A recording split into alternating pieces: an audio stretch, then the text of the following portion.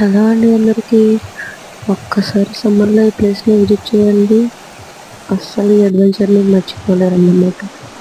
ఇదొక నిజంగా ఈ ప్లేస్కి వెళ్ళాలి అంటే అడ్వెంచర్ చేయాలి. ఎంత బాగుంటుంది, చుట్టూ గ్రీనరీ అండ్ వుడ్తో చేసిన